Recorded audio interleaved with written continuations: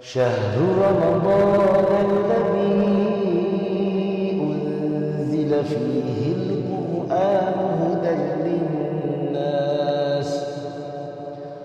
للناس وبينات من الهدى والفرقان وبينات من الهدى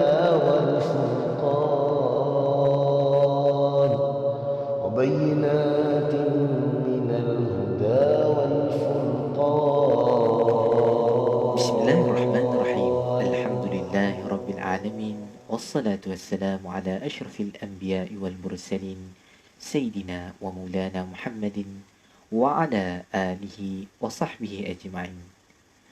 السلام عليكم ورحمة الله تعالى وبركاته. اللهم افتح علينا حكمتك وانشر علينا من خزائن برحمتك يا أرحم الراحمين. رب اشرح لي صدري ويسر لي أمري واحلل عقدة من لساني يفقهوا قولي. اللهم افتح علينا فتوح العارفين وذكرنا ممن نسينا يا ذا الجلال والإكرام. بسم الله الرحمن الرحيم. ألم نشرح لك صدرك ووضعنا عنك وزرك الذي أنقض ظهرك ورفعنا لك ذكرك فإن مع العسر يسرا إن مع العسر يسرا فإذا فرغت فانصب وإلى ربك فارغب. Sadaqallahul Azim. Alhamdulillah, bersyukur kita kepada Allah Subhanahu wa taala kerana telah memberikan kita kesihatan serta peluang untuk kita bersama-sama mendengar tazkirah ringkas pada hari ini. Dan alhamdulillah, saya diberi peluang oleh Masjid Al-Amin untuk memberikan sedikit tazkirah ringkas daripada juzuk ke-11. Jadi sebelum saya mulakan, ingin sedikit saya mengungsikan dan menerangkan bagaimana kita ingin mengetahui di manakah juzuk ke-11 daripada Al-Quran. Maka sebagaimana kita tahu, Al-Quran itu ada 30 juzuk. Jadi kalau kita dapat lihat di sini, dalam Al-Quran, di bahagian atas ini, biasanya akan ditulis juzuk yang keberapa, daripada pertama hinggalah ke-30. Jadi contohnya di dalam sini, kita dapat lihat di sini adalah juzuk yang ke-10 dan di sebelah sini adalah juzuk yang ke-11. Contohnya seperti itu. Jadi boleh lihatlah di bahagian atas. Kalau yang tak dapat memahami, mungkin beri perlahan-lahan belajar bagaimana untuk membaca, kerana tulisannya agak sukar sedikit. Dia tulisan khat. Jadi tulisannya lain daripada tulisan yang di bawah. Kalau kita dapat lihat muka surat 201, di bahagian atas itu tulisnya juzul al-ashir, al-juz'ul ashir, dan di sebelahnya sedikit ada tulis surah at-taubah, dan di sebelahnya pula al-juz'ul hadil ashir atau al-juz'ul hadi ashar. Jadi juz yang ke-11. Jadi apakah yang terkandung di dalam juz ini? Kalau kita dapat lihat, juz yang ke-11 ini ada sedikit menerangkan daripada surah At-Taubah, dan setelah itu di muka surat berikutnya, di dalam muka surat 208 akan menerangkan tentang surah Yunus. Kita masuk daripada surah At-Taubah sedikit dan lalu ke surah Yunus. Namun saya tidak akan mengungsikan kesemuanya kerana masa agak singkat. Jadi sedikit sebanyak yang kita dapat manfaatkan daripada surah ini insya-Allah, maka saya akan kongsikan. Pertama sekali muqaddimah. Daripada juzuk yang ke-11. Jadi kalau daripada surah At-Taubah itu ada bermacam-macam kisah dan bermacam-macam yang dapat kita ketahui. Kalau kita nak tahu, sebenarnya surah At-Taubah ini merupakan surah Madaniyah dan surah Yunus ini surah Makkiyah. Jadi apakah beza di antara surah Madaniyah dan juga surah Makkiyah? Maka ulama telah ada yang berbeza pendapat, tapi yang lebih masyhur iaitu surah Makkiyah adalah surah yang diturunkan sebelum hijrah dan surah Madaniyah yang diturunkan selepas hijrah. Dan ada pula yang berpendapat tentang surah Makkiyah ini lebih kepada soal keimanan, kepercayaan kepada Allah, Rasul dan sebagainya. Sedangkan surah Madaniyah adalah lebih kepada hukum hakam, lebih kepada muamalat, munakahat dan faraid dan sebagainya lah yang ada kaitan dengan kesemuanya itu. Okey. Jadi alhamdulillah saya akan kongsikan sedikit sebanyak tentang kisah-kisah daripada kedua daripada juz 11 ini, iaitu di bahagian pertama, di bahagian depan, iaitu di akhir surah At-Taubah, tentang perbezaan antara Arab dengan Arab, masjid dirar, jangan memohonkan ampun untuk musyrikin, pemberian ampunan, cerita tentang 3 orang yang dikucilkan, pemberian tugas. Sedangkan daripada surah Yunus, daripada juz 11 ini, ada kisah tentang ajaran Islam, tentang wahyu, hati terpaut kepada dunia, sesat dan bingung, umat manusia adalah satu, riwayat seorang nakhoda kapal, perumpamaan hidup di dunia, makna wali berubah, Allah tidak beranak, menyusun kekuatan umat, kelemahan Fir'aun ialah kemewahan, tidak ada paksaan dan disiplin pendirian. Okey, banyak kisah-kisah daripada surah Yunus ini dan juga daripada surah akhir surah Taubah ini. Maka jika para jemaah ingin membaca atau membuat rujukan, bolehlah anda menggunakan tafsir Al-Azhar oleh Profesor Dr. Hamka. Saya ada, alhamdulillah, saya ada 30 juzuk dan semuanya masya-Allah very detail dan penuh dengan pengisian. Anda boleh baca dan boleh merujuk kepada para asatizah seperti ustaz-ustaz ataupun orang-orang yang lebih alim lah, yang lebih tahu tentang tafsir. Jangan baca lepas tu anda buat penafsiran sendiri, kerana sedemikian akan membuatkan anda salah faham, takutnya salah faham. Baik, insya-Allah. Jadi saya akan teruskan topik yang saya pilih, iaitu untuk mengisahkan tentang kelemahan Fir'aun ialah kemewahan. Okay, kelemahan Fir'aun adalah kemewahan. Kalau dalam buku tafsir ini, di muka surat 300, ya, ada ayatnya. Saya akan bacakan dulu ayatnya dan setelah itu saya akan mengongsi sedikit tentang tafsirannya, insya-Allah. A'udzu billahi minasy syaithanir rajim. وأوحينا إلى موسى وأخيه أن تبوأ لقومكما بمصر بيوتا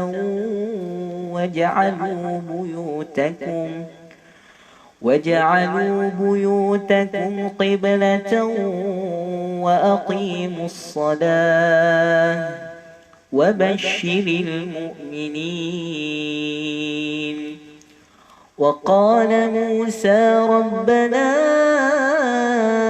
إنك آتيت فرعون وملأه زينة وأموالا في الحياة الدنيا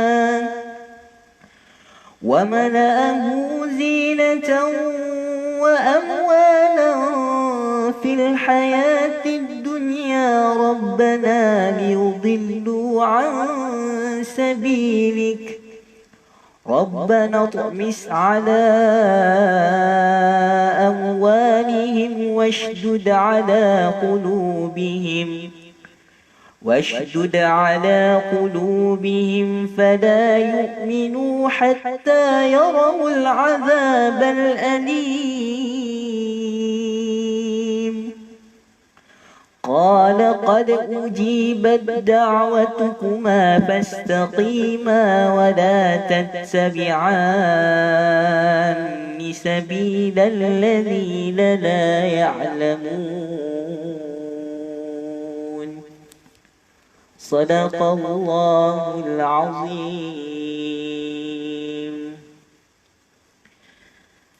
Jadi daripada ketiga-tiga ayat tadi yang telah dibacakan, kita dapat mengetahui banyak tentang kisah Fir'aun. Sebagaimana kita tahu, Fir'aun ini merupakan di antara raja yang mengaku Tuhan, dan kesombongan mereka itu adalah kerana kekayaan yang melimpah, yang sangat banyak sekali diturunkan, dimurahkan rezekinya oleh Allah Subhanahu Wa Taala kepada mereka. Namun dengan kekayaan tersebut tidak membuatkan mereka bersyukur, namun lebih menjauhkan diri mereka kepada Allah dan membuatkan mereka sehingga mengaku diri mereka itu Tuhan. Dan kenapa berlaku sedemikian adalah kerana kekayaan yang melimpah ruah, sehingga mereka melupakan yang siapa yang telah memberikan rezeki itu, siapa yang membelikan segala kekayaan itu kepada mereka. Mereka mempunyai kerajaan yang luar biasa, yang besar sekali, di mana Bani Israel di bawah mereka, namun mereka menjadi orang yang zalim, mereka menjadi orang yang sombong, mereka menjadi orang yang menunjuk-nunjuk. Dan kisah itu adalah sebagai satu pengajaran buat kita, di mana sehingga sekarang kalau kita dapat tahu adanya piramid yang di mana di dalamnya dulu ada mamis yang disimpan, banyak mamis-mamis yang disimpan di dalamnya kerana mereka meletakkan suatu obat, mereka buat satu obat supaya mayat mereka itu tidak hancur. Tapi sebenarnya itu bukan suatu keagungan, namun itu sebenarnya adalah untuk menjadi peringatan buat kita tentang Fir'aun, yang di mana kezaliman mereka, kesombongan mereka itu akhirnya dihancurkan oleh Allah Subhanahu Wa Taala. Dan selain itu, pada ketika itu juga mereka mengutuk orang yang sederhana, mereka mengutuk orang-orang miskin, mereka menindas orang-orang miskin, yang di mana pada hari ini banyak orang yang bila saat mereka itu diberikan kekayaan yang banyak, mereka diberikan rezeki yang melimpah ruah, maka bila saat orang miskin datang untuk meminta kepada mereka, apa yang mereka kata? Mereka kata, oh, orang ini tidak mahu berusaha, orang ini tidak mahu kerja, saya tidak akan bantu sedikit pun. Sedangkan kita tidak tahu bagaimana keadaan mereka, kita tidak tahu apakah masalah yang dihadapi mereka. Mungkin mereka betul memerlukan keperluan, maka sepatutnya kita memberikan sedikit. Kalau kita tidak dapat memberikan banyak, maka memberikanlah mereka makanan ataupun apa yang termampu daripada kita. Itu yang kedua. Dan yang ketiga, kekayaan itu membuatkan hati mereka keras. Kerana harta yang begitu banyak sekali Allah telah memberikan kepada mereka, mereka sehingga merasakan bahawa setiap kekayaan itu adalah kerana diri mereka, kerana memang usaha mereka itu, kerana diri mereka itu sangat mulia sehingga kan harta itu semuanya milik mereka. Sedangkan mereka lupa akan ciptaan itu semua adalah merupakan pinjaman daripada Allah Subhanahu Wa Taala. Maka di sini kalau kita dapat contextualize tentang kisah tersebut, banyak juga di antara kita yang saat bila kita sudah bekerja, kita mempunyai kerjaya, kita mempunyai gaji yang besar, ia membuatkan kita lebih susah untuk bersedekah, membuatkan kita lebih sukar untuk melepaskan harta-harta itu. Kerana apa? Kerana harta itu telah kita letakkan di dalam hati. Sedangkan kita lupa setiap usaha, setiap tempat, setiap wang ringgit yang telah diberikan Allah, rezeki yang telah diberikan Allah kepada kita itu merupakan hanya pinjaman di dunia. ia tidak adalah makna untuk dibandingkan dengan di akhirat kelak. Sehingga kan Fir'aun menyamakan diri mereka itu sebagai raja, sebagai Tuhan. Maka mungkin pada zaman sekarang tidak adalah orang-orang Islam yang sehingga tahap sedemikian untuk menyamakan diri mereka dengan Tuhan. Namun ada juga yang menindas pekerja-pekerja di bawahan mereka. Maka dengarlah para jemaah sekalian yang di sana, majikan-majikan sekalian, jika anda mempunyai pekerja, maka berlakulah ihsan kepada pekerja-pekerja anda. Ingatlah mereka juga merupakan manusia. Ingatlah mereka juga mempunyai keluarga seperti anda. Janganlah sehingga kerana kan kamu rasa yang bahawa diri kamu itu di tempat yang tinggi, kamu itu bos, kamu itu ketua, maka kamu boleh menindas, boleh menzalimi pekerja-pekerja kamu untuk melakukan kerja-kerja sehingga mereka tidak mempunyai masa rehat, sehingga mereka tidak mempunyai masa untuk meluangkan bersama keluarga. Maka ingatlah, dan ingatlah, jika kamu berlaku sedemikian, maka nantikanlah azab di akhirat kelak, di mana Allah Subhanahu Wa Taala akan menanyakan kamu, akan menanyakan apakah kamu menggunakan kekuasaan kamu itu, bagaimana kamu menggunakan kekuasaan kamu itu, adakah kamu berlaku adil atau tidak, adakah kamu berlaku ihsan terhadap pekerja kamu ataupun tidak. Maka ingatlah, itu semua akan disoalkan nanti di akhirat kelak. Janganlah kita jadi seperti Fir'aun, di mana kerana kedudukan, kerana harta, sehingga kita lupa bahawa kita itu adalah hamba Allah Subhanahu Wa Taala, sehingga kita lupa bahawa kita juga merupakan daripada setitis air mani yang hina, sehingga kita lupa bahawa kita juga hanyalah daripada tanah, dan juga pekerja kita juga adalah sama. Dan nanti bila kita mati nanti juga, kita tidak akan mati dalam keadaan yang kita akan dimandikan dengan air emas ataupun kita ditanamkan dengan harta-harta kita. Itu semua hanyalah sementara. Ingatlah, harta yang diberikan oleh kamu, harta yang dimiliki oleh kamu itu adalah sementara. Maka bersedekahlah, memperbanyakkan, ingatkan kepada Allah, lagi-lagi pada zaman COVID-19 sekarang. Maka perbanyakkan sedekah supaya balak-balak itu, niatkan balak itu diangkat dengan kita niat bersedekah. Bersedekah tidak kiralah di mana sahaja, kepada orang fakir miskin, kepada masjid, kepada madrasah dan sebagainya. Ingatlah lebih-lebih lagi pada bulan Ramadan yang mulia ini, apabila saat kita bersedekah, maka pahala kita itu digandakan, amalan kita itu digandakan. Maka lebih banyaklah kita bersedekah, dan lebih banyaklah kita mendekatkan diri kita kepada Allah. Cukuplah kita mengejar dunia selama 11 bulan ini, dan pada bulan Ramadan ini perbanyakkanlah kita untuk ingat kepada Allah. Banyakkanlah kita membaca Al-Quran, banyakkan kita berzikir. Ala bizikrillahi tatma'innal qulub. Maka dengan berzikir itu akan membuatkan kita tenang. Jika kita tidak ada kerja pada musim wabak ini, maka banyakkanlah berzikir dan ingat kepada Allah dengan membaca Al-Quran, dengan menghadiri kelas-kelas online, supaya kita sentiasa diingati oleh Allah Subhanahu Wa Taala, supaya kita sentiasa ingat kepada Allah. Kerana dengan ingat kepada Allah, maka hati kita akan tenang, dan bila hati kita tenang, maka kesemuanya akan diuruskan oleh Allah Subhanahu Wa Taala. Yakinlah wahai para jemaah sekalian.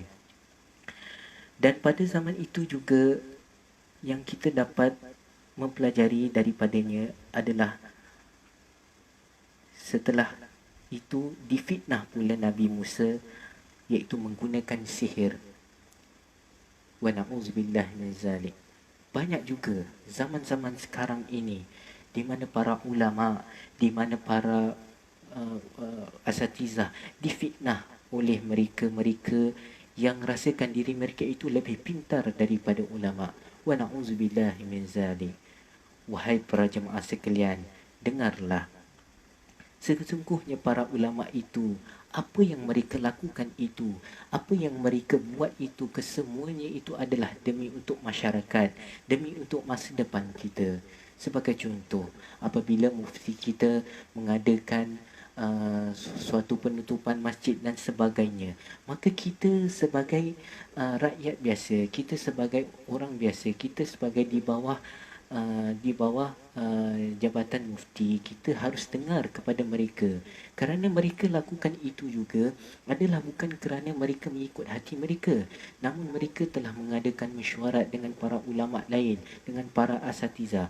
Maka sebagai mukmin, sebagai muslim yang tinggal di negara Singapura, maka kita harus redha pertama, dan kita harus terima hakikat, dan kita harus ambil positif. Kita harus ambil bahawasanya apa yang berlaku sekarang ini semuanya adalah kerana Allah Subhanahu Wa Taala, adalah kerana takdirnya Allah Subhanahu Wa Taala. Maka jika kita menerimanya dengan hati yang terbuka, maka insya-Allah setelah wabak ini diangkat, insya-Allah Allah akan meluaskan lagi rezeki kita. Allah akan menyenangkan lagi urusan kita. Itulah yang kita mahukan. Bukannya kita merungut ataupun kita lebih banyak menyalahkan orang lain dan sebagainya. Namun kita perbanyakkan ingatkan diri kita kepada Allah, kuatkan iman kita. Bila kita duduk di rumah ini, lebih banyakkan kita membaca Al-Quran, khatamkan berkali-kali. Jangan, kalau kita tidak dapat khatam, maka bacalah Al-Quran pada setiap masa selepas salat fardu. Bacalah dengan keluarga, ajak keluarga anda untuk baca sekali. Kalau seandainya anda tidak pandai membaca, maka pada masa ini carilah guru. Mulakan dengan abata pun tidak mengapa, tidak kira umur, tidak kira apa, mulalah membaca. Perdekatkan diri kita kepada Allah, kerana dengan dekatkan diri kita kepada Allah, maka kita akan rasa tenang. Dan bila kita rasa tenang, apa yang kita fikir itu semua akan jadi betul. Kita tidak akan menyakiti orang, kita tidak akan mengata yang bukan-bukan pada bulan Ramadan yang mulia ini dan sebagainya. Dan pada ketika itu juga yang kita dapat pelajari adalah apabila Fir'aun dengan harta kekayaan mereka ada itu, mereka menunjuk-nunjuk orang yang bekerja di istana semua dapat pakai yang cantik-cantik, dapat pakai gelang, dapat pakai itu dan ini dan sebagainya. Maka sebagai masyarakat Islam di mana saja, kita harus ketahui bahawa kita hidup bermasyarakat. Kadang-kala apa yang kita tunjukkan itu orang lain tidak ada. Maka janganlah kita tunjukkan kemewahan kita itu kepada orang miskin. Janganlah kita menunjukkan kasih sayang di dalam keluarga itu pada mereka yang tidak ada keluarga. Kerana itu semua adalah pinjaman daripada Allah SWT. Bila-bila masa saja Allah boleh tarik kenikmatan itu. Maka ingatlah, bila kita ingin menunjukkan sesuatu, ingat sama ada itu ada satu keperluan atau tidak. Kalau sesuatu yang tidak perlu, maka sudah, jangan kita tunjukkan. Kalau kita rasa kita ada duit, Alhamdulillah. Kita ada kemewahan, Alhamdulillah. Itu rezeki daripada Allah. Bila kita ada rezeki, maka kongsikan rezeki tersebut. Lebih-lebih lagi pada bulan Ramadan ni, kasihan ada juga di antara saudara-saudara kita yang tidak ada makan, yang tidak ada minum untuk berbuka, ataupun jika ada, mereka hanya dapat sekadar mungkin nasi dan telur ke apa, maka kita berilah sedikit sumbangan atau kita masakkan mereka. Maka itu akan lebih banyak mendatangkan pahala dan mendatangkan kasih sayang di antara mereka. Kalau macam Fir'aun, mereka hanya tahu menindas dan menzalimi. Dengan kekayaan itu, mereka hanya tahu untuk menggunakan kekayaan itu untuk menunjuk-nunjuk dan menyombongkan diri. Na'udzubillah min zalik. Janganlah kita jadi seperti Fir'aun, saudara. Dekatkan diri kita kepada Allah dengan kita mengadakan silaturahmi di antara sesama Islam. Tidak kiralah sama ada jiran kita ataupun orang yang kita kenal, saudara mara kita dan sebagainya. Dan akhir sekali adalah untuk kita tidak meletakkan harta itu di hati kita. Jadi sebelum saya mengakhiri, ingin saya mengungsikan 3 poin di sini yang penting yang boleh kita ambilkan sebagai take away, iaitu yang pertama, tidak salah untuk kaya. Okey, Allah Subhanahu Wa Taala berfirman, ba'da a'udzubillahi minasyaitonirrajim,